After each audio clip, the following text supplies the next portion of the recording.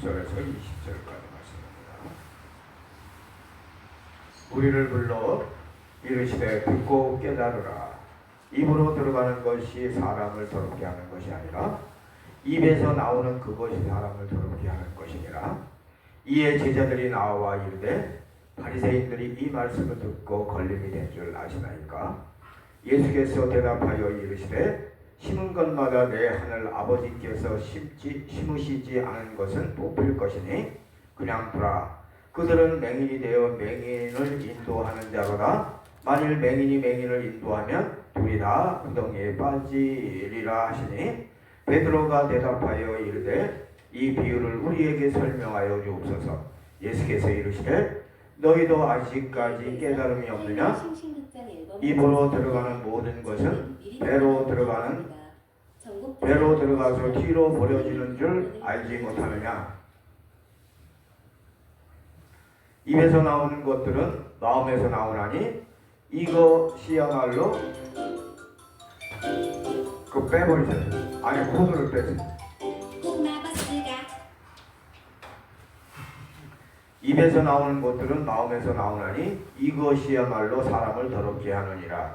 마음에서 나오는 것은 악한 생각과 살인과 간음과 음란과 도둑질과 거짓 증언과 비방이니 이것들이 사람을 더럽게 하는 것이요 씻지 않은 손으로 먹은 것은 사람을 더럽게 하지 못하느니라.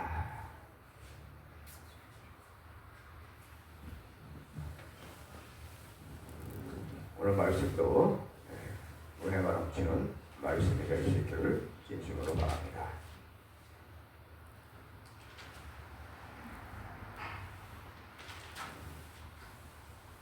입에서 나오는 것들,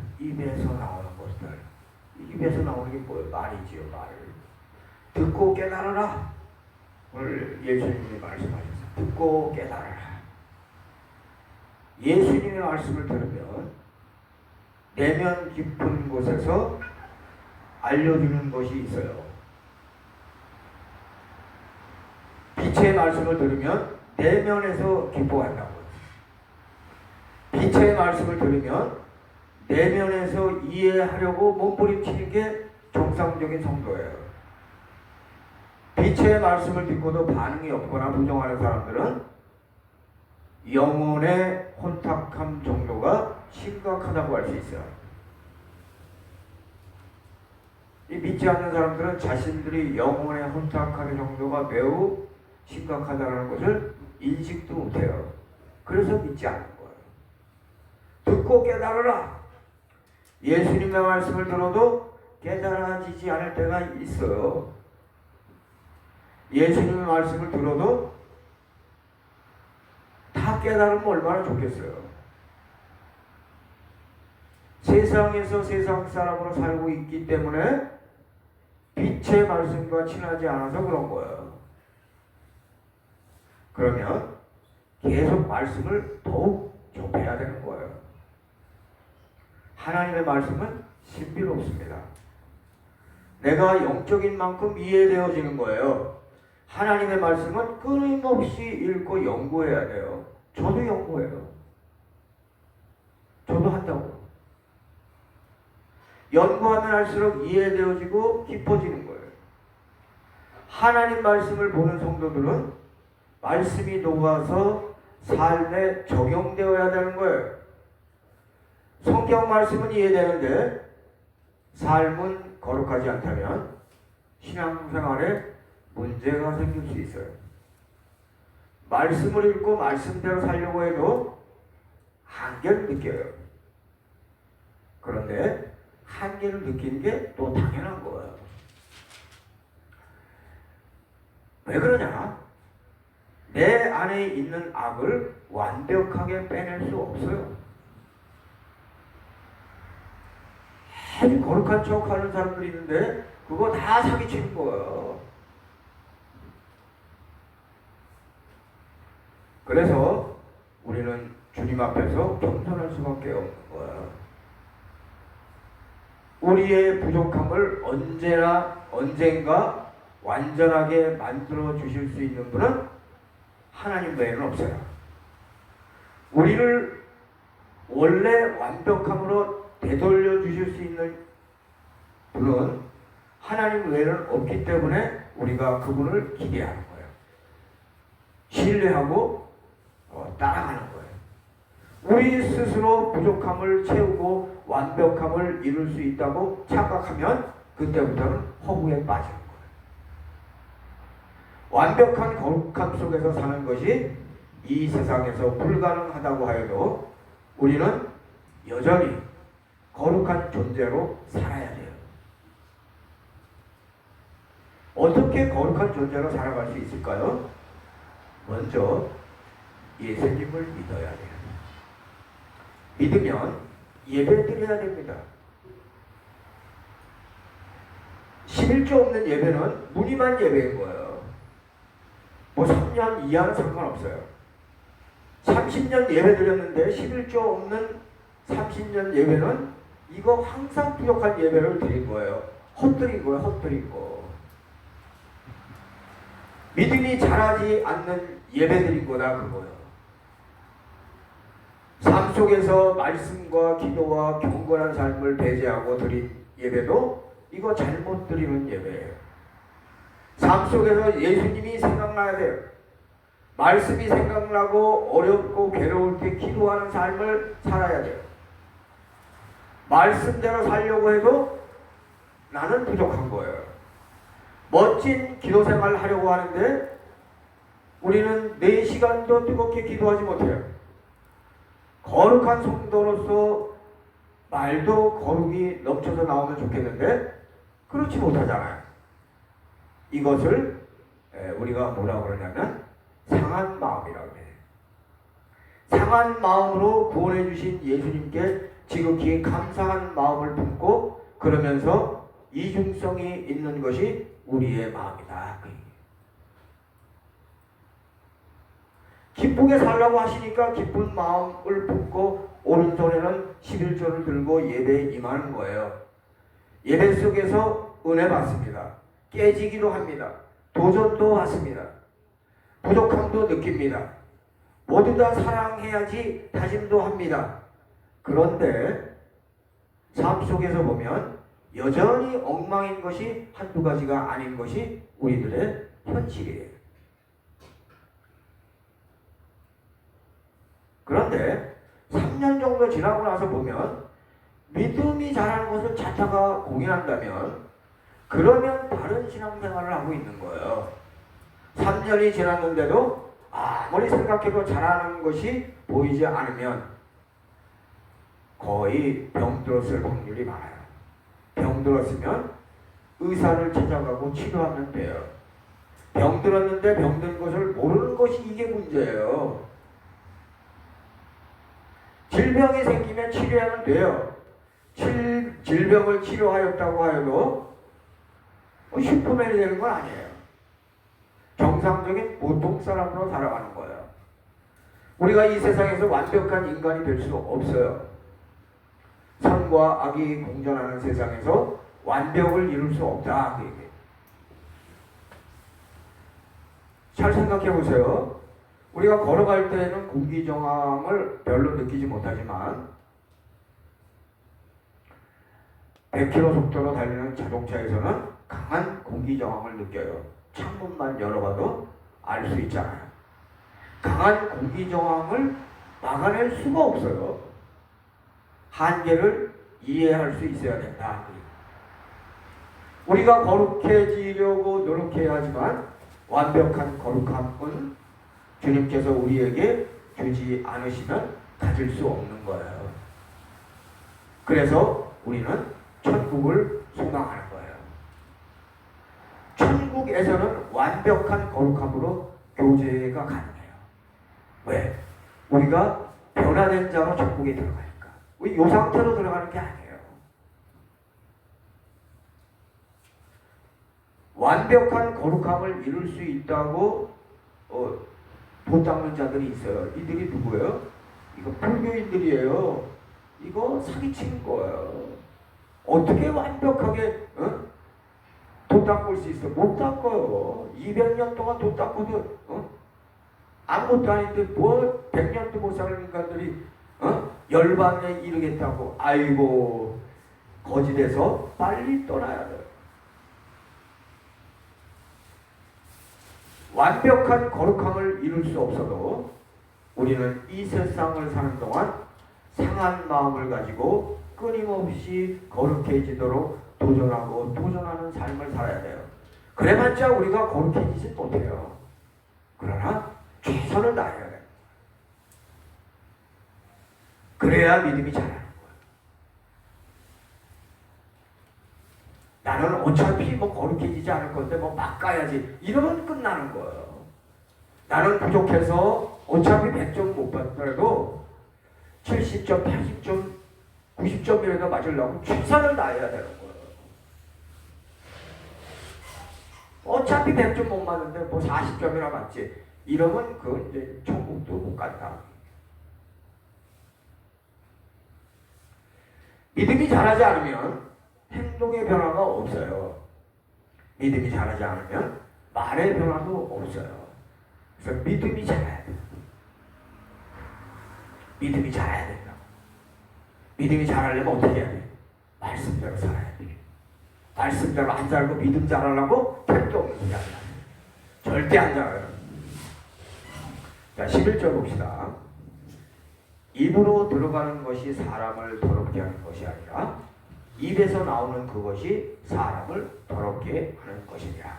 19절 보세요.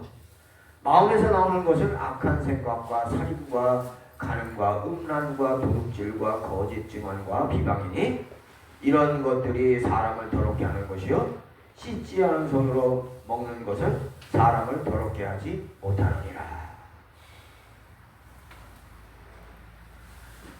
간음과 음란을 혼동하는 분이 있을 수 있어서 정의부터 일단 말씀드릴게요. 간음은 일반적으로 법적, 도덕적 맥락에서 사용되는 것인데 결혼 외의 성관계를 그거를 간음이라고 하는 거예요. 그럼 음란은 뭐예요? 음란은 아주 범위가 넓어요. 범위가 넓어서 성적으로 부적절하거나 외설적인 행동, 표현 또는 컨텐츠를 포함하는 거야. 종종 예술, 문학, 미디어 등에서 논의가 되기도 하고 사회적 기준에 따라 다르게 해석될 수도 있는데 주님께서 정하시는 음란의 기준은 매우 엄격해서 우리 같은 범인으로서는 범접하기 힘들다고 할 수 있어요.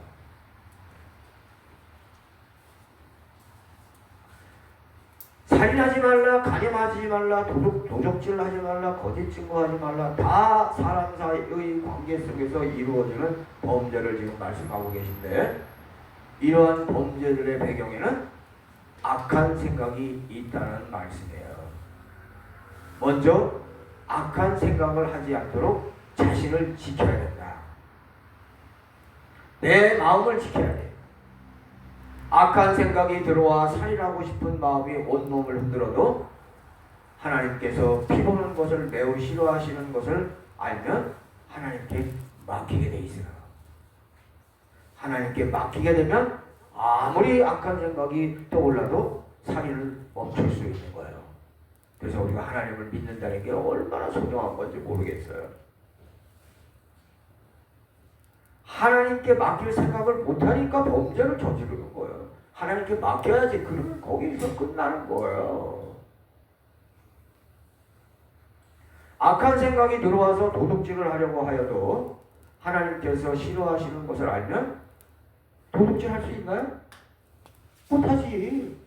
아우 저기 딱 보니까 현찰 5만원짜리가 10장이 있어요. 그럼 50만원이네.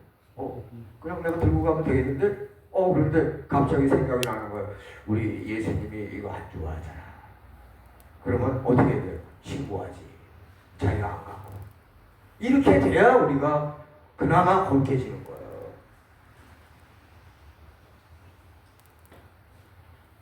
도둑질할 당시에 하나님 생각을 하지 않기 때문에 도둑질하는 거예요.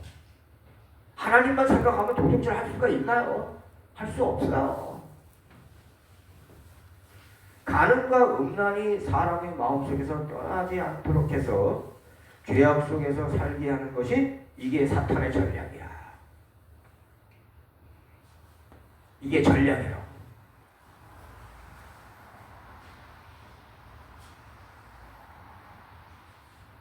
그런데 가늠과 음란에서 떠나서 살 수 있는 좋은 방법이 있어요.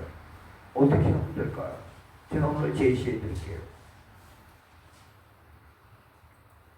전도와 선교에 전념하면 가늠과 음란을 생각할 시간이 없어요. 하나님의 공의를 생각하는 성도들은 거짓 증거의 길로 갈 수가 없어요. 하나님의 공의를 생각하지 않고 한 건 할 것을 노리는 강도의 마음을 가진 자가 거짓 증거를 할 수 있는 거예요. 남에게 피해를 주는 일은 아예 하지 않으려고 하면 거짓 증거할 수 없는 거예요. 내게 이익이 된다고 하면 나쁜 짓을 하려고 하는 악한 생각이 거짓 증거의 길로 가게 하는 거예요. 동시에 오늘 본문을 잘 보면 요걸 알아야 돼. 바리새인과 서기관들의 범죄를 드러내고 계신 거예요. 지금 오늘 예수님 말씀하시는 게. 근데 그게 얼뜻 볼 때는 안 보이죠, 그죠? 예수님이 제자들에 대해서 퇴집자 보니까 예수님이 그들의 죄를 다 밝혀내는 거예요, 지금. 다 드러내는 거예요, 지금. 그런데 바리새인과 서기관들은 깨닫지 못해요. 영적으로 꼴통들이라서 깨닫지 못하는 거예요. 너희들은 항상 악한 생각으로 차 있으며 예수님께서는 그들이 언제 살인죄를 범할 것이고 간음과 음란으로 감싸고 있는 것을 상세하고 알고 계신데 그들은 인식조차 못하고 있는 거예요. 도둑질도 큰 도둑질을 하는 놈인 것을 예수님은 잘 알고 계셔요. 그래서 오늘 정작게 살인하지 말라, 간음하지 말라, 도둑질을 하지 말라, 거짓 증거하지 말라 이렇게 말씀하시지만 그들은 못 알아듣는 거예요. 꼴통들이니까.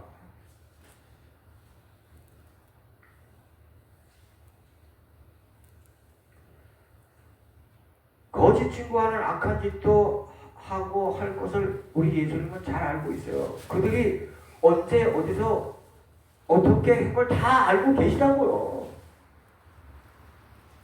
그런데 그들은 예수님께서 알고 계시다는 것을 설마 알고 계실까?